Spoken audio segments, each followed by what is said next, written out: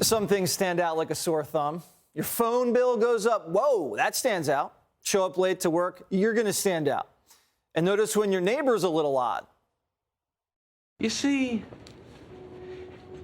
you're not normal. You're a great guy. I love you, but you're a pod. I, on the other hand, am a human being. I sometimes feel awkward, uncomfortable, even inhibited in certain situations with the other human beings.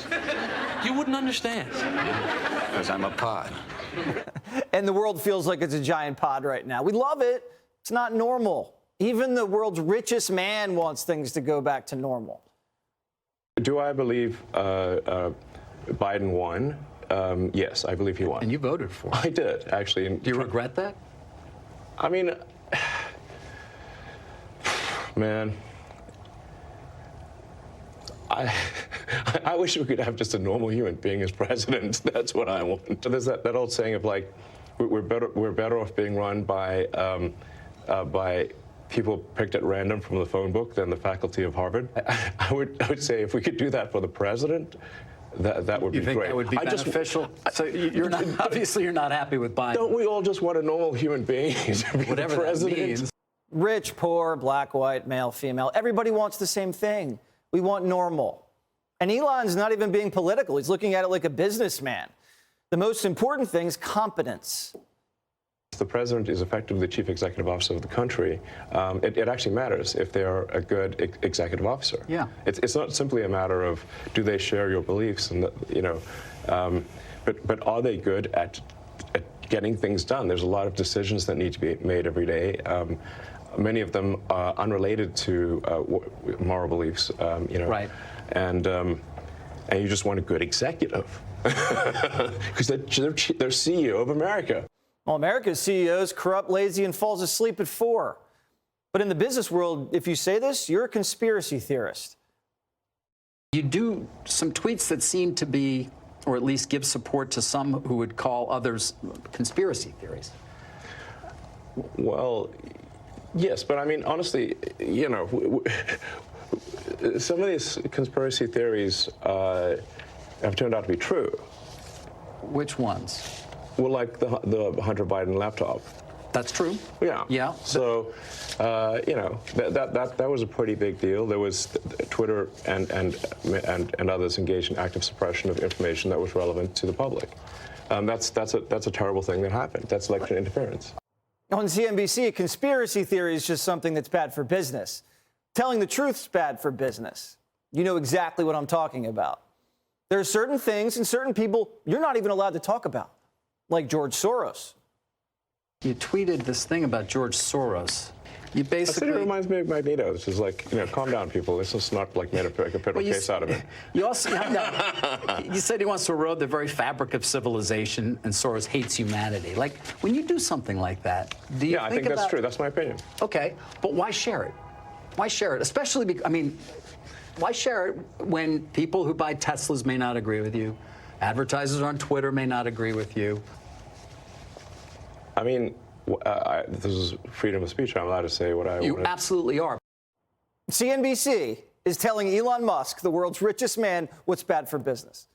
Telling the truth is bad for business, Elon. Don't you know that? Why share your opinion, Elon? The Tesla shareholders, that's who you should care about, not freedom of speech. Who cares about the Bill of Rights? We have to pay the bills. George Soros bought the crime wave. It's true. He financed all of these radical DAs that are one of the key ingredients to the crime wave. Now, we don't know why Soros did that. Only Soros knows why he buys crime. And every day, another Soros prosecutor's in the news. 2 staffers this week just got that heck beat out of them with a metal bat. Some schizophrenic felon happened to be fresh off assaulting a cop, was out loose. A Soros DA let the guy escape. We can't talk about that because Soros is Jewish. So what if he's Jewish? You think if Soros was Presbyterian, we wouldn't criticize him? We'd probably criticize him more. People hold their tongues on Soros because anytime you say anything about the man, they call you an anti-Semite. And you know who's behind that? Soros is. Check this out. Washington Post says, quote, anti-Semitic tweets soared on Twitter after Musk took over. Study finds. And who funded that study? Soros. What did the study consider? Anti-Semitic tweets? Tweets that criticize Soros. That's right. So CNBC is attacking Elon for not submitting to the system. Why can't you be a nice little billionaire? Shut up and build us cars and rockets. Now, the media used to love Elon Musk, but then he left the mob, so they brought out the character assassins.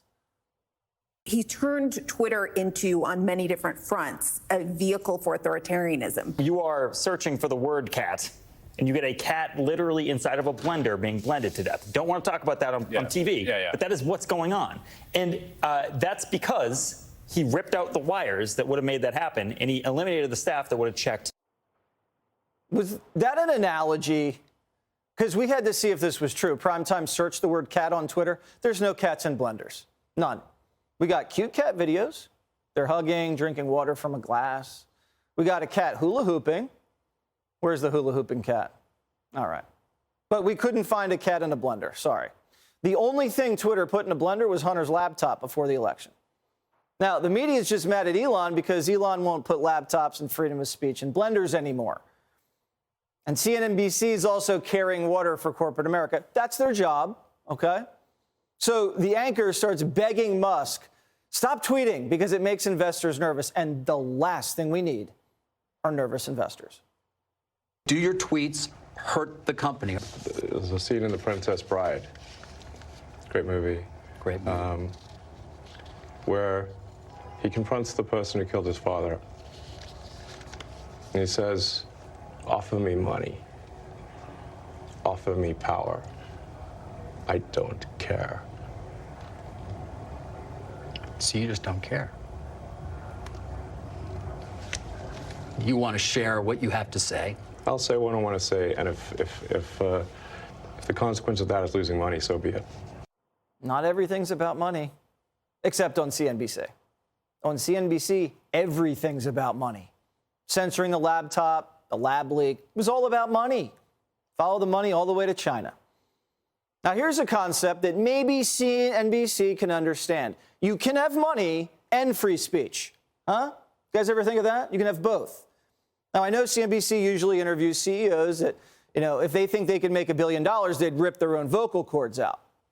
But Musk isn't a traditional CEO. Musk is like an advanced technology developer. He's a product genius, a software creator.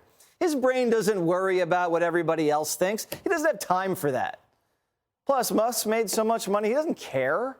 He doesn't have to hold his tongue to keep his wealth. Now, the problem with the United States right now is that the more truth you tell or the bolder you are, the more you put your money at risk.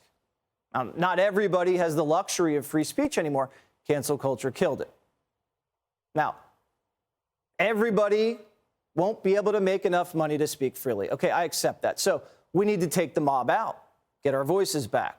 And Elon speaks for all of us, kind of like Trump did before he got censored. Biden's lost his mind. Soros is a villain. And the last election wasn't that fair. Everybody knows it. But a lot of people would rather be rich liars than honest and broke. But that's a choice we shouldn't have to make. And thankfully, Elon Musk is breaking us out of that box. Hey, Sean Hannity here. Hey, click here to subscribe to Fox News YouTube page and catch our hottest interviews and most compelling analysis. You will not get it anywhere else.